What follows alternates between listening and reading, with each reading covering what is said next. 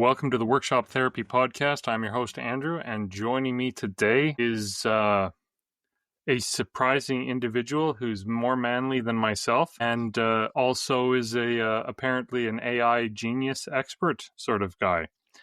So welcome to the show, Mr. David Wood of DW Wood Builds. Thank you. You were way too generous on the AI part, but I appreciate otherwise you were excellent in that introduction. Well, you know that the definition of an expert, right, is somebody who knows more about something than you do. So Since you told me you have a master's and you did your master's in AI research, therefore you're the expert compared to me. All right. I will go along with that explanation. So your master's, was it about how AI is going to spell the downfall and doom of mankind? And that's why you're learning blacksmithing, and so you can get back into that, be able to survive after the robots kill everybody else? After the apocalypse? No, our level of research was at trying to make a machine not be so stupid, not trying to make a machine smarter than human beings. And by the way, anybody who believes ChatGPT or any of these large language models are smarter than people, you're wrong. I can emphatically say that. If you understand cognitive capability versus a behavioral model, large language models are the world's largest behavioral system ever has existed. They don't understand anything. It's all like Pavlov's dog on meth with 10 million dogs. Yes, they look like they understand something, but they don't understand anything. One of those like million monkeys with a million typewriters sort of metaphors then? If you took each monkey, trained it to do something particular, right? When it's exposed to a stimulus, like, hey, if you see these 5 words in a row, type this word. This other monkey, when you see these words in a row, type this word. Now put all those monkeys together, give it some text. All those monkeys look at it like, oh, I see my 5 words. Let me type a word. Some other monkey, oh, I see my 5 words. Let me type a word. And keep feeding it back, and you have a large language model. That's a good explanation of it, actually. That would explain why you get those, like, what do they call them, hallucinations? When ChatGPT does something weird, it hallucinates. Right, because underlying all those inputs have been overlaid on top of each other, and then they're weighted. Sometimes you get things where the way they're overlaid and weighted on top of each other is not related very well to what it was trained on. It has become a merged, right? If you take a look, like there was some great counter experiments done where they've looked at the underlying models. They did this a few years ago looking at a system trained to recognize cats.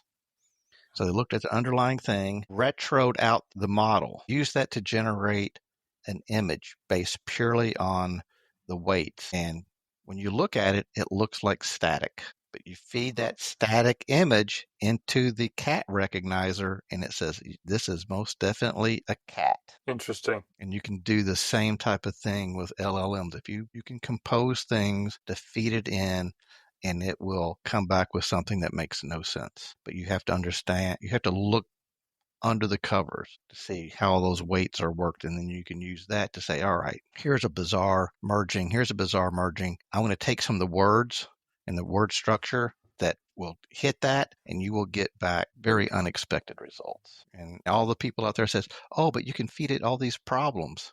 You can feed it a lot of problems. But guess what? It has seen all the word problems. It has seen all the puzzle books. So it knows, it has, quote, learned the answers, but it doesn't have the reasoning to figure out the answers. You invent a new logic puzzle that has never been published. It has no clue.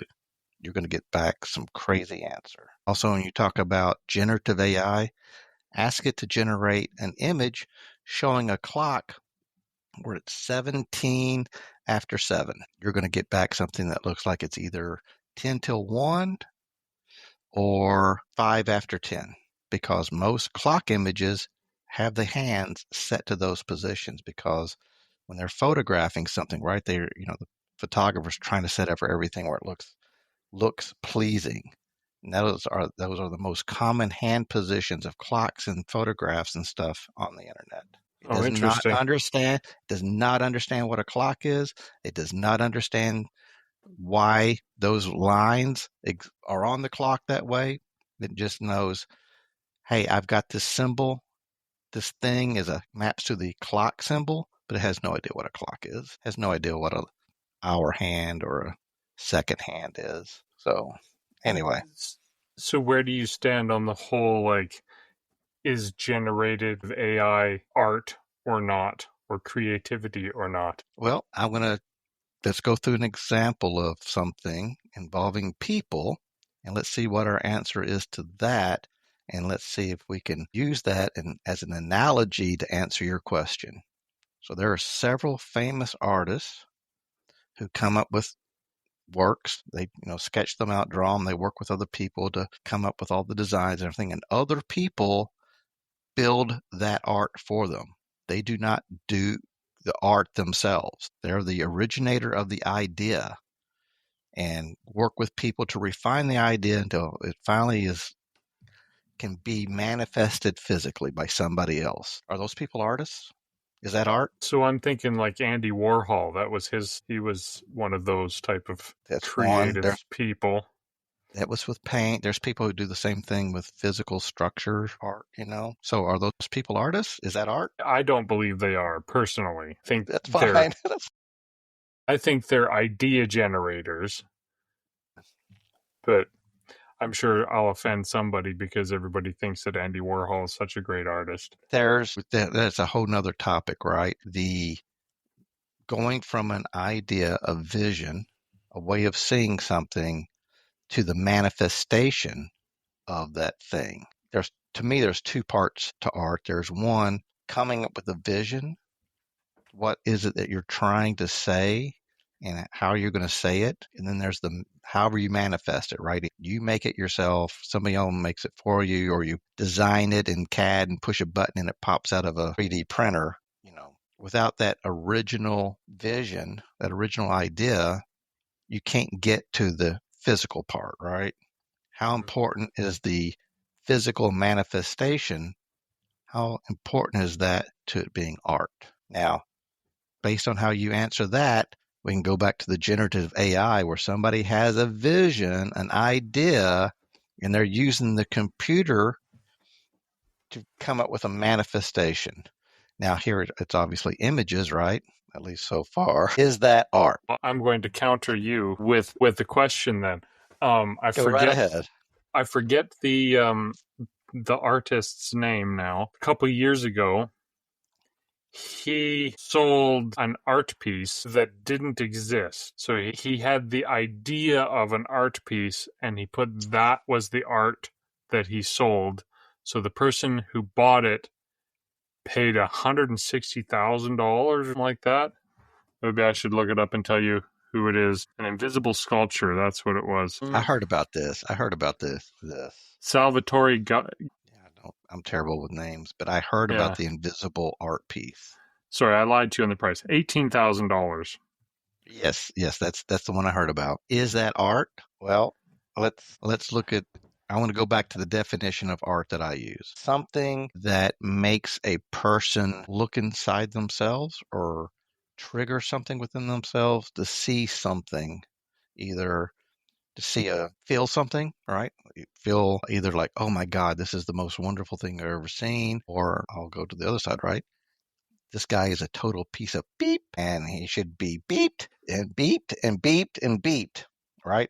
Important part is the thing has made people feel something, and not just a little bit, but some strength to those feelings, right? Versus like, here's a concrete wall, put it up in an art piece, right? Some people be like, yeah, it's effing concrete wall. What's the big deal? They're feeling nothing, right?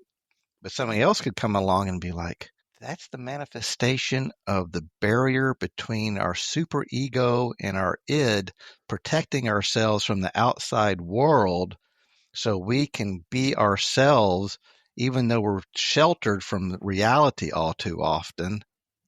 This is a genius piece of work. So what you're saying is art is in the eye of the beholder. In the heart of the beholder. Well, I think there's different types of art too. Okay. for example, I think this Salvatore Garot, I think he has a very specific art with that visible sculpture, and I think that's a con art personally. But I I agree with you. I I will absolutely agree with you on that. That is appealing. Obviously, not to be too critical of the purchaser, but I think they have some issues. well, I'll be honest. I'll be honest in this one though. It's like if I could sell an invisible sculpture once a month, I'd be pretty tempted. It's like Yeah, if you were easy $18,000 a month, right? But I can see the temptation, but I would be like, I am not going to be. My sense of honesty and integrity, no, I could never you're do just that. not enough of an artist then. Apparently not. Apparently not. I have no problems with somebody coming up with an idea, having others help them refine the idea, and having some others manifest, right? Weld it all up or do whatever. I don't have an issue with that. That's been going. People like that acts like that's a new thing. No, go back and look at the masters, right? Leonardo da Vinci, Michelangelo. They all had students that did a lot of the work. They didn't do all the paintings themselves. They would a lot of times sketch out the things, explain what they're trying to get to, and students would do the different parts or the whole painting in some cases. Now, is that a Michelangelo? Luigi did all the painting. Is it still a Michelangelo painting? We say it is. Historians say it is. Yeah, well, it's the same as like architects, right? Like the architect built that. Like, no, he didn't. All right. The architect did next to nothing as far as building it goes. Yep. Laid out the vision, the visuals, the flow, and all that's very important. Very important. I mean, I think we've all seen examples of buildings where like, what what was going on here? I'm talking about just, we'll pick on Soviet architecture, right? Soviet period architecture was just like big concrete block, window, door, room. Yeah, beautiful. Yeah. Well, then you got kind of the opposite end of that spectrum, though. Speaking of architects, forget the guy's name now. He's a contemporary of Frank Lloyd Wright, but Frank Lloyd Wright is famously quoted as having said, "If the roof doesn't leak, the architect didn't try hard enough." I've not heard that, but Oh, I you've can never heard believe that? that. Yeah. That's something that he said was that if the roof doesn't leak, the architect didn't try hard enough. And then there's another house at kind of the same period of time that was just like bizarre. Random pillars coming from the ceiling with nothing to the ground. The master bedroom has a hole in the floor that's like a foot 10 inches wide, something like that. And the way the master bedroom is designed, it's impossible to put a queen size bed in the room. So you have to have two separate beds to sleep in. So if you're married, you're not sleeping in the same bed, and it's So just it's a 1950s morals house. yeah, yeah. But the architect is like, well, why did you do all these things? And it's because he's challenging what a house needs to be, or what a house really means. And it's one of those like, well, a house is something that provides shelter and isn't a danger to you, whereas this house is a danger. Like there's literal holes in the floor designed there intentionally. All right. Do you follow? All right. You don't listen to Making It very much. We established in the pre-show, Well, I right? do on and off. I Okay. do. It is in my feed, but I have my feed set to delete like everything except for the most recent one, so I don't end up having 400 podcasts in my thing. The reason I bring that up is Dave Picciuto did a video where he's made lots of picture frames before. But one of the things he's been working on is how to challenge himself, how to see things differently, to better explore his creativity in his artistic part. So challenge he gave himself was to build a picture frame that still could be used as a picture frame, but it was visually atrocious. Not construction atrocious, right? Hey, let's make it all out of, hot Podge Modge and rubber bands and, I guess you could still do. But it sounds like this is what that guy was doing with the house.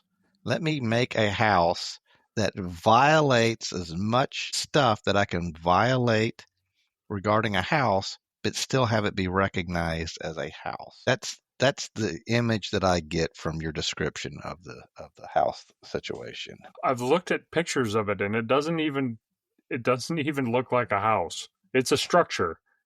Okay. It's a structure. It legit doesn't look like anybody lives there. Awesome. Yeah. Awesome. I first ran across it. Do you know Michael Pollan, author? It's not ringing any bells. He's written a few different books. Omnivore's Dilemma, I think, is one of his more famous ones. I've heard of that.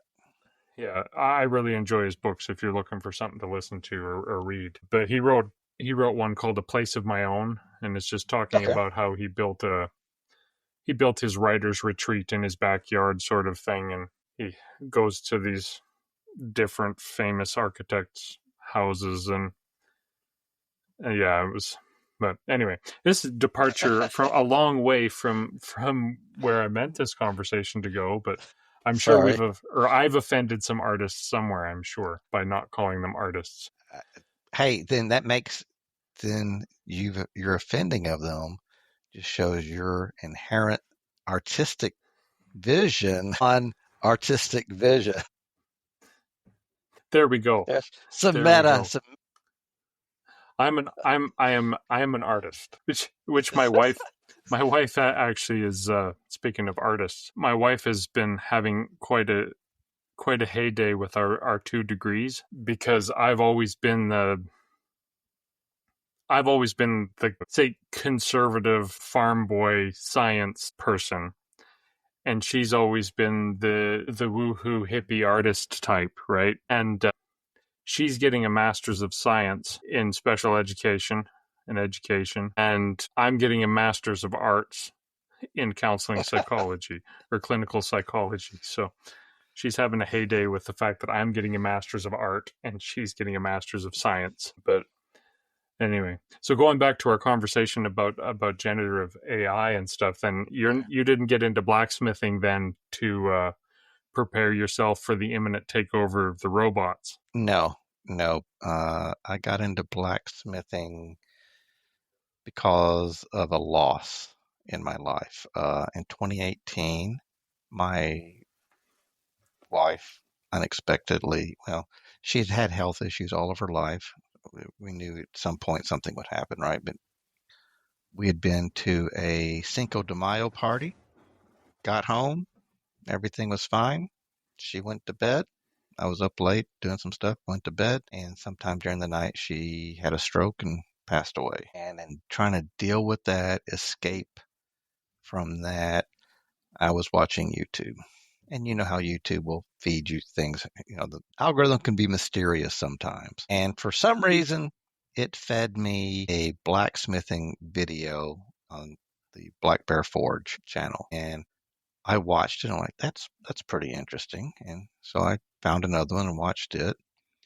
And next thing I realized, I was watching a lot of blacksmithing videos. And I'm like, I'm very interested in this. Now remember, up to this point, I'd played competition, paintball, whitewater kayaking. I wasn't doing any maker stuff, okay? The only maker stuff was because I was software development would be coding. And don't get me wrong, making software is a lot of fun and a lot of creativity there. But it's invisible, right? Yeah. And my job was at a point where I didn't get to do much coding. I was more helping other people with how to build systems and what needs to be built and what to consider and all that stuff. So I guess the physicality, the manifestation part of blacksmithing, you make something and you have something at the end. I guess that just appealed to me. So I bought some long nose pliers, a MAP gas torch, and some horseshoe nails. And I had I don't remember what hammer I had, and grabbed a piece of railroad track from someplace. I would use the MAP gas to heat up the head of the horseshoe nail. You hammer it out, flatten it out, and then you can bend the nail, and you end up with a little hook. So that's the first things I was making were these horseshoe nail hooks, and I enjoyed it. And I'm like, I want to do more. I want to work with something bigger. Well, a MAPP gas torch is not the best heat source for heating up 1/4-inch steel or anything like that, right? So I started figuring out how to make a forge. I made what's called a coffee can forge. I used not a coffee can. I went to Home Depot and got it. You can buy empty paint cans. So I bought one, cut a hole through the bottom, made refractory, cast the refractory around a paper towel tube, drilled a hole through it, and put a pipe through the hole on the side so the MAPP gas could blow in there. Heats it up. Grab some fire brick so I could heat it up. It would take 15 or 20 minutes to get hot enough inside that it was actually usable as a forge. And even then, whatever I'd be forging would only get up to a dull red heat. So it was very painful to blacksmith Literally like just that. beating on iron almost.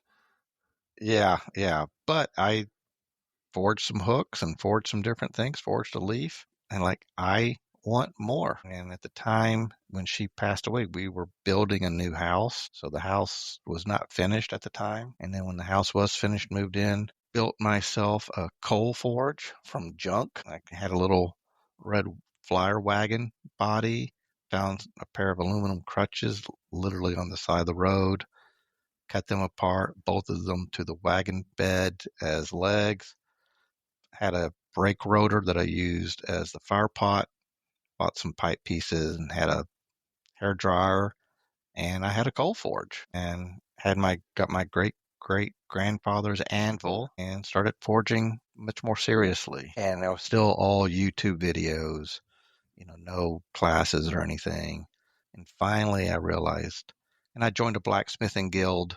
They would do demos, and I was learning some stuff from that. But I finally realized if I want to actually learn and make real progress, I need to take some classes. So I started taking some classes at the John C. Campbell Folk School down here and been getting more and more serious. I've forged skillets, spatulas, lots of different hooks, forged pipe to make pumpkins and little jack-o'-lanterns, and just I'm all over the place. Not, there's not one thing, right? I'm interested in it all. I've learned how to forge weld, done just a variety of things. It's one of those things I've been all over the place so much that trying to think of all the things that I've done. I've made Christmas ornaments and just whatever catches my interest, I'll sit down and, as Jimmy says, go to school on the first one and sometimes the second and third one. But I've been pretty happy, and I've sold a few things. In fact, in a couple of weeks, I'll be taking a weekend blacksmithing class at John C. Campbell where we'll be forging the body for a hacksaw. Cool. And it will take a commercially available blade. So I'm looking forward to that. Friction folder knife. That was Jeff Fader's class at the Center for Metal Arts. Forged a draw knife, dividers. Last Christmas, forged a colonial toaster. This is set in front of a fire, put the piece of bread in it, toast one side. You can turn the top so it toasts the other side. It's got a long handle so you can hang it up. That was a really fun project. I love colonial era ironwork. There's just That's kind something of like about that. the colonial area stuff is kind of where everything got the most refined. Right. Before everything turned into the Industrial Revolution mass production stuff, right? Right. Right. And one of the crazy things, right? If you go back then and you look at stuff, the high quality stuff was all hand filed and polished, so it looked like what we would consider today manufactured. They wanted all that super refined approach, so it looks super nice. And today, if you did that today, people would be like, "Hey, that's just some China crap. That's not handmade." They want to see the hammer marks. They want to see that this was hand forged, right? Which if you took it back to colonial eras, they'd be like, what are you, a moron? Once you learn how to forge and how to do this right, this looks like terrible. This is terrible. What are you, some rural blacksmith? It just shows how the way things look drove their expectations of how it was made, right? Because There was no mass manufacturing. Mass manufacturing was you had a room like the cutleries over in England, Sheffield. This guy did this piece, right? And he would be doing the same operation on 100 pieces a day. Then the pieces he did would go to the next guy who would do this next operation. But it's all being done by hand and files and everything, right? That was mass production at the time. And now it's like you have a machine, you feed the steel through it, it stamps it out. It looks perfect, right? But there's no soul to it. There's no humanity to it. It's just all exactly the same. Dare I say the art has left it. The craftsmanship. And that's another thing, right? Where do you draw the line between making and craftsmanship and artist? The lines blur, right? It's considered a continuum. It's not like a discrete marks on the ruler. Yeah, I would agree with that. So kind of your journey into blacksmithing kind of started off as a bit of escapism then. Is it still kind of like your therapy when you're having a hard time, go out and wail on some metal? When work sucks, nothing. It used to be kayaking, because when you're whitewater kayaking, class 3, class 4 kayaking, you better be in the moment and not worrying about work or anything else. When I'm forging, you've got to be in the moment because you're dealing with steel. Black iron, when it's cooling down and goes from where it has color to black, is still 900 degrees. That's an instant third-degree burn. So you better be paying attention and focused on what you're doing. And of course, then there's the skill aspect, right? The hammering, knowing how to manipulate the metal to get the result that you want. Yeah, nothing beats, for me right now, when I'm needing some escape to go do some blacksmithing. That trying to find a background working on my capstone project. Basically, for any of the audience doesn't know what a capstone project is, it's kind of like your summative research paper for your degree. I'm delving into creativity, and I ran across an article about, and I think it was the last podcast I released and talked about it. The U-shape, talking about the U-shape of creativity. Yeah, U-shaped creativity, and anyway, so it talks about how throughout time you change your ability to be creative, and that kind of led into this learning about crystallized versus fluid thinking, which then further led into people choosing specific mediums for therapy, right? Like in an art therapy such situation where some mediums are good for grounding purposes. Like you said, you got to be in the moment to be whitewater kayaking or grabbing, make sure you don't grab the black steel that's still 900 degrees, versus other mediums or fluid mediums are better for emotional expression, right? So that's where like a fluid medium would be like painting or drawing or something where you were should have had my notes up here so I could create things better. But anyway, I've been curious, is like you have other means of release like kayaking and stuff like that.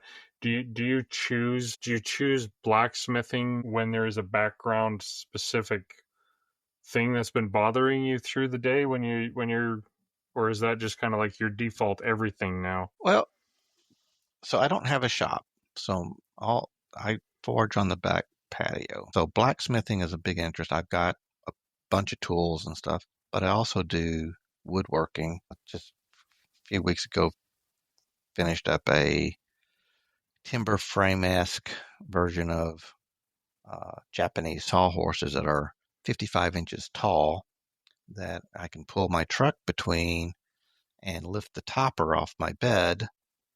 There it is, right? And then I can do that by myself. And then when I would put the topper back on, it back in. So all that woodworking was hand chiseled, right? All the Morrises were cut by hand. All the tenons were cut by hand. Saw either with a Ryoba saw and chisels, which I enjoyed the heck out of. I enjoy doing that type of woodworking. I am not a fine woodworker, at least not yet. I'm more carpentry level woodworking. And right now I'm doing a similar thing to rebuild the base on my outdoor table, which is literally the legs were sawhorses that are rotting away.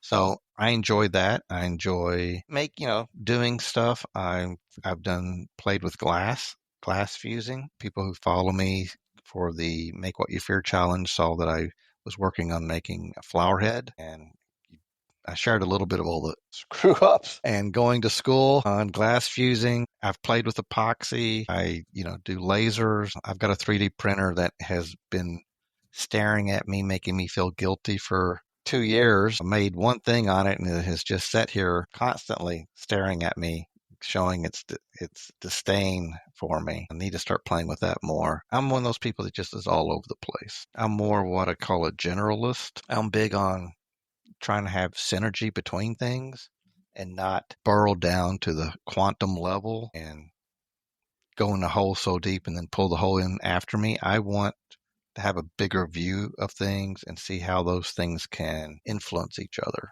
So there's things of woodworking has influenced my metalwork, vice versa. The dichotomy between glass and metal interests me. That something so fragile yet strong versus the strength of metal and its durability, but its inability to be without a lot of work, without doing enameling or something. There's no color to it, right? It's Yeah. monochromatic. So all those things interest me. When I'm going through Instagram, I follow a lot of people. A lot of people I follow because their view of the world and how that influences what they do and the things they make astounds me. And a lot of it is looking for inspiration, looking for different ways of seeing things.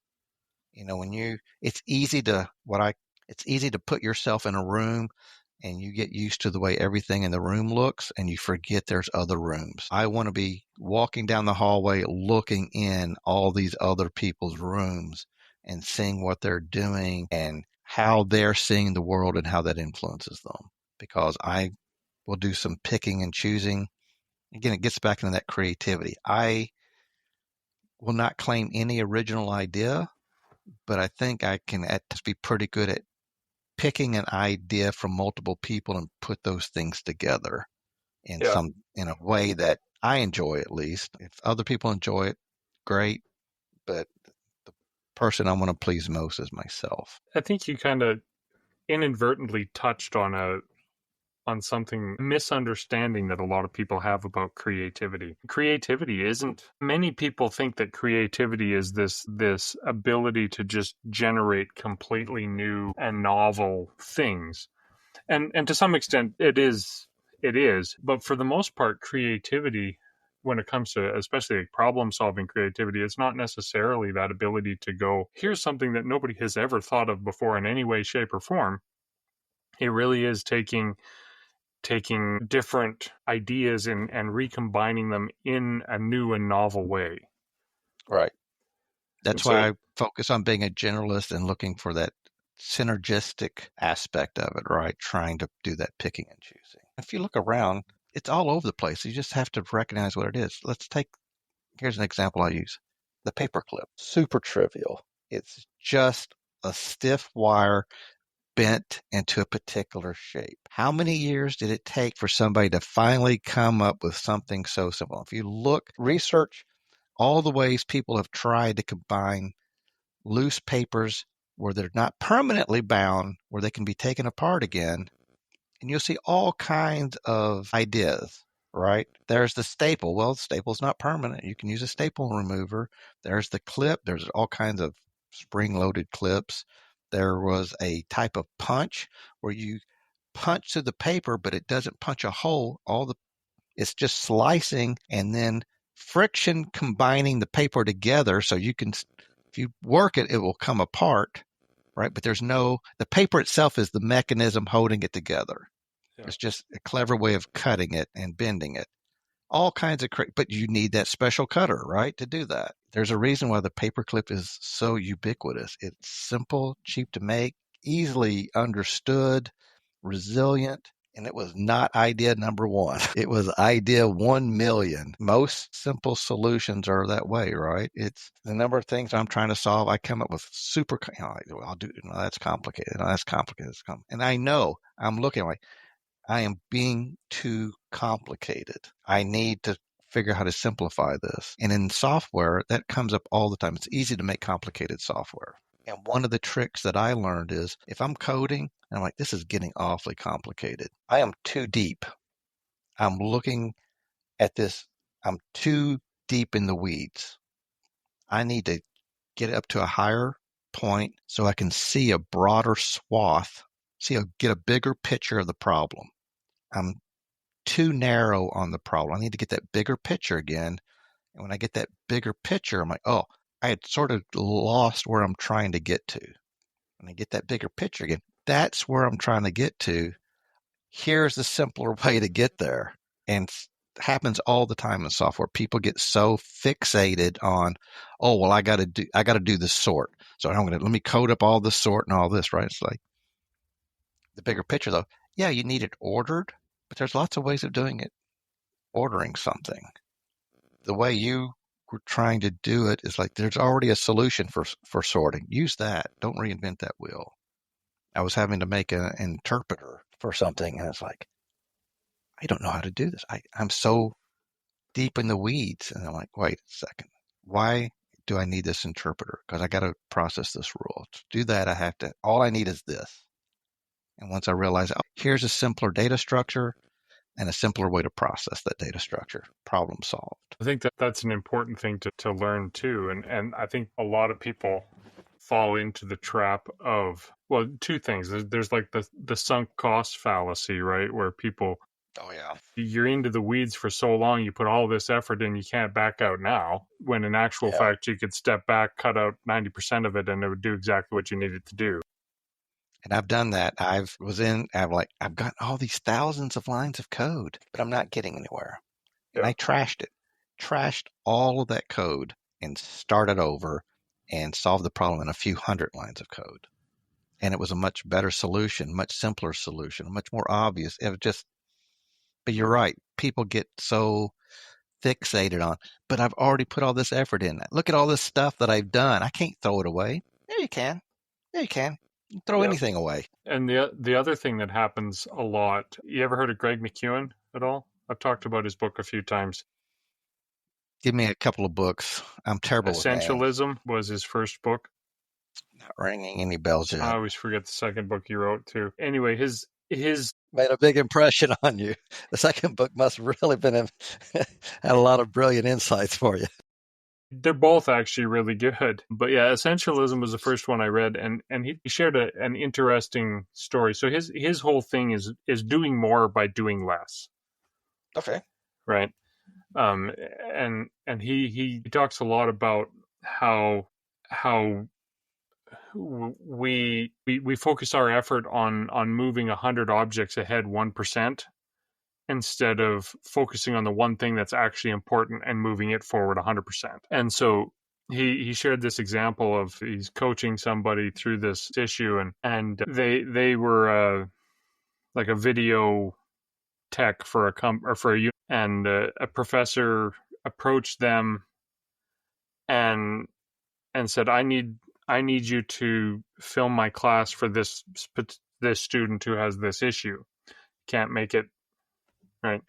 And so she went down this rabbit hole of, okay, I'm going to, this is going to be the best thing ever. We're going to put all this effort in. It's going to be perfect. And so she's planning out this, okay, we'll have the video here and we'll have this person over here to get two angles of it. And we'll have the sound system and blah, blah, blah. And this is going to be the best produced class of all time, sort of, right? Like she wants to do her job to the best of her ability. Right. And then she got to the point where it's like, wait a minute, let's clarify the outcomes here, what we actually need. And so she went back to the professor and said, hey, what do you actually need? And it turns out that this student was going to be away for 2 critical classes or 3 critical classes because of some sort of event. I don't remember what it was, but he just needed to have access to those 3 classes so he could be on track with everything. And so they ended up solving the problem by giving another student in the class a cell phone with a camera to sit up at the front of the desk. Yeah. So instead of spending $10,000 worth of resources, they spent $100 and solved the problem just as adequately as the other one would have done. Yeah, which, just to jump in here, so in software, people come to us in the company like, hey, I need you to make this, right? And one of my first questions to them is, what's the problem you're trying to solve? Don't tell me the solution. Tell me your problem. If you're going to make me build your solution and you insist on it, we will do it. But when it turns out not to solve your problem and you want changes, you're at the back of the queue because there's other people in line with problems that they need solved. So you want to help me understand the problem you need solving so we can make sure we solve your problem? Or do you want to dictate a solution to us and take the risk of not having your problem solved and having to wait another 6 months before we can get back to you again? It's amazing how many people are like, yeah, let me try to explain my problem to you. And sometimes the answer is you're talking to the wrong system. The problem you have, we can't solve for you. But this other software system can help you solve it. Didn't need to create anything, just change your approach. Yeah. And that's actually a marketing psychology too, is when people buy their first drill, they're not buying a drill because they want to drill. They're buying it because they need to make a hole in something. Right. And so the whole marketing thing behind that is like you're selling the solution to the hole, not the drill. And reminds me of another story that Greg McEwen shared. I think it was him. It might have been a different book, but he was talking about this building, high-rise building, that all of the residents in the building were complaining about how slow the elevator was. And keep going. I think I've heard this story, but keep going. Probably have. But yeah, so all the residents are complaining about how slow this elevator is. And so the landlord, starts looking into replacing the elevator with a faster elevator, and it's going to cost hundreds of thousands of dollars, sort of thing. And then he approached his consultant about it, and the consultant said, well, let's look at alternative solutions. And eventually what they ended up doing is they ended up putting a mirror beside the elevator. And then suddenly all of the complaints about how slow it was taking the elevator to come went away, because people were looking at themselves in the mirror, because it's a cognitive bias to look at yourself. Yeah. So, let's distract them with themselves. Yeah. And if people are being distracted, the sense of time changes. All of a sudden that elevator got faster. Yeah. It's just you were cognitively engaged in something else and lost track of time. Yeah, that's also one of the reasons why they'll put mirrors inside the elevator or have a polished surface to make same type of thing. But people quickly, problem with that is people get used to the experience and start ignoring it. Yeah. That's another issue. Short attention spans.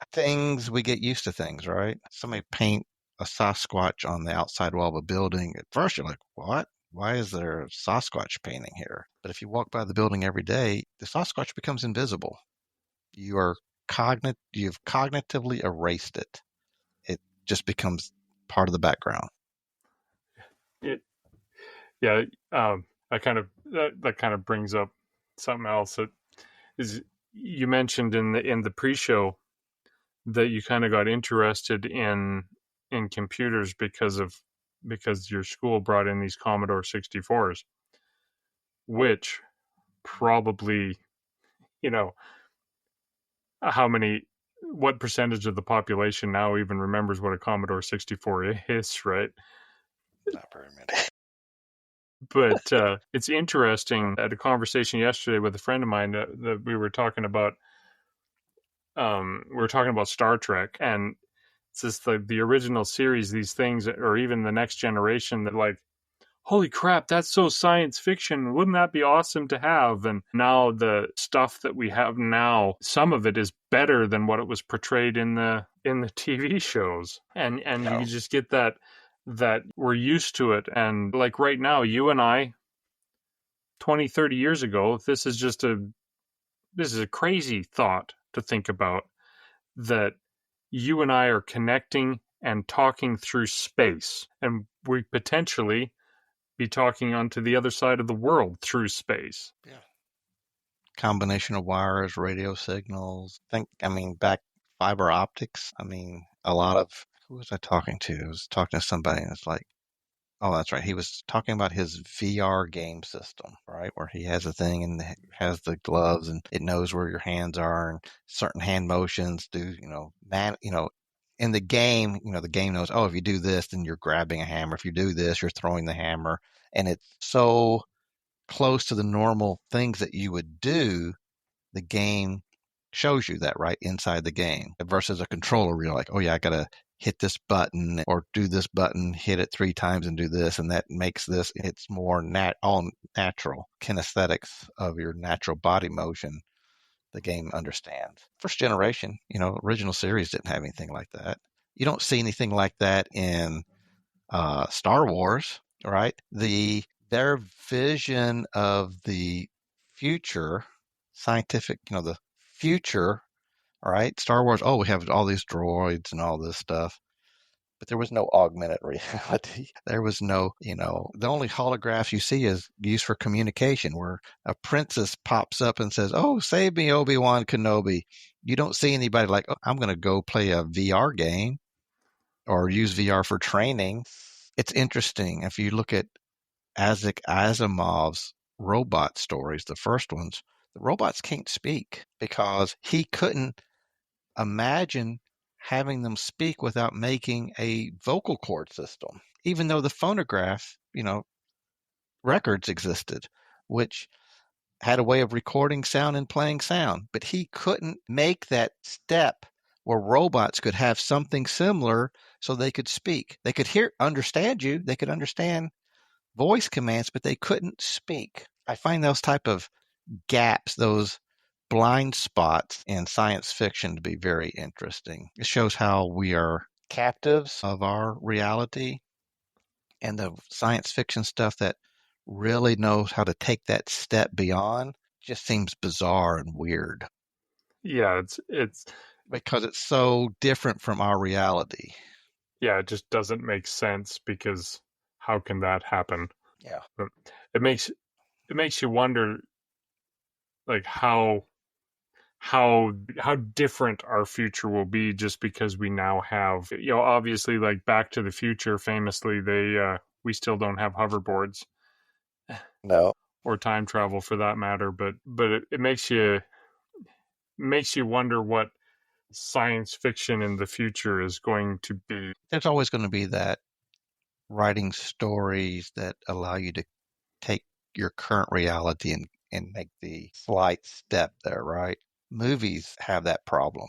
If you have a movie that really gets into the possibilities, it becomes unwatchable because you can't understand what's going on. It's such a gap, it becomes a chasm between, hey, this is the way I understand things, and what they're showing me. I can't understand what I'm seeing, because it'd be like, take a Neolithic person, right? Let's go back 15,000 years, grab somebody up, throw them in today's modern society. Everything would be bizarre, right? Cars, the clothing, the tools we use, television, radio. They could probably do okay in the 1800s, but our technology has advanced that it's become literally, Arthur C. Clarke, any sufficiently advanced technology becomes indistinguishable from magic. Our technology is magic for people not too long ago. Yeah. 100%. I think that speaks to being a generalist, though, too, right? Like, it's all, I used to think, like, like Benjamin Franklin and his contemporaries, Isaac Newton, all of those, like, great scientific minds, they knew essentially everything there was to know. And so like as far as science goes, right, or technology, they essentially were able in their lifetimes to understand the bulk of human understanding. But now, like, you could spend an entire lifetime going down one little rabbit hole and still not understand everything there is to understand about that particular technology or that particular scientific branch. And so I wonder if we don't have flying cars now or Oh, the hoverboards. idea of a flying car is terrifying to me.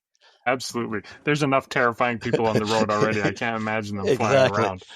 But Exactly. but I wonder if maybe like we don't have those, like, I mean, we obviously do have some massive scientific achievements, but we don't have like the reality of it is my grandpa, when he moved to where my family was when I was born, he did that in a horse-drawn wagon. And then it was literally 30 years after that, there was people walking on the moon. Yeah. Yeah. The from the Wright brothers to being on the moon is a very short period of time compared to other advances. But you're talking about our understanding of things. It's uneven. There's areas where things have progressed, and a lot of it's driven by money, capitalism, whatever. People are like, oh, we understand so much. We are so smart now. I'm like, all right, how does a seed know when to open and sprout? Yep. How come we can't? Deal with it all the time. We don't. Yeah, what's going on in there where where the seed? Well, well, yeah, you don't know because seeds in a temperate region normally wait for the average soil temperature to be about 70 degrees. How do they know it's 70 degrees? How do they know it's been about 70 degrees for the past 3 days? So it's probably safe. And see, I'm putting a cognitive thinking on it when there's no thinking whatsoever, right? It's all chemistry and chemistry physics for that seed to do that. But what is that mechanism in that simple little seed where the mechanism realizes that the temperature's been about 70 degrees for a period of time where I should now do this chemical reaction should happen, absorb the moisture, shatter the shell, this reaction start taking place with a sprout. I've yet to see anybody explain how all that works. And that is all over the world. Our whole economy, food source, everything depends on that working. And we don't understand it. Yep. Anyway. We're impressed with ourselves, but we're impressed with our iPhones. Yeah. Well, and yeah, that goes down a whole nother. It makes you wonder a little bit if a lot of our technology is geared around distraction, right? Like, but that's the conspiracy theorist part of me starting to come through. But anyway, we should probably wrap up before we go too much into the weeds, or I go into the weeds. Yeah. It's easy to go into the weeds on this stuff. Yeah. But anyway, thanks for coming on. I appreciate it. Thank you. I've really enjoyed this. Yeah, me too. We'll have to have you back on. Maybe you can debate something with my wife. She's gone right now, so visiting her family, so I'm all by myself. Anyway, yeah, why don't you tell everybody where they can find you for the people who don't follow you already? Okay, it's DW Wood Builds on YouTube, Instagram, and TikTok. Oh, I didn't realize you're on TikTok. I'm going to have to go over there and follow you there now, too. Yeah, I'm technically there. Anyway, so if you have any questions, comments, concerns, suggestions for the appropriate tinfoil hat to wear, send them to questions@workshoptherapypodcast.com, and we'll head on over to the after show. And now, thank you for the Workshop Therapy patrons. Thank you to the founding fathers of the Workshop Therapy podcast, the original inputs in this grand experiment. Matthew from Marciano Serio, the code runs smoother when the tools are sharp. Brad of Brad's Customs, precision isn't just a skill set, it's a warning. Keith from Blackthorn Concepts, he builds from the roots up. We're still tracing how deep they go. Eric of Overall Maker Works, a craftsman, a constant, and entirely too consistent to be coincidence. Brandon from Tectonic Creations. Some say he is working with plate shifts. Others say he is the work shift. To the rest of you tuning in, curious minds, The full experience awaits over on Patreon. A single feed containing both pre-show calibration and post-show is now available. It integrates seamlessly with your usual podcast app. Just head over to Patreon. You've already started listening. You might as well hear everything. Crew job number 1. Thank you, number 2. It will not suspect anything.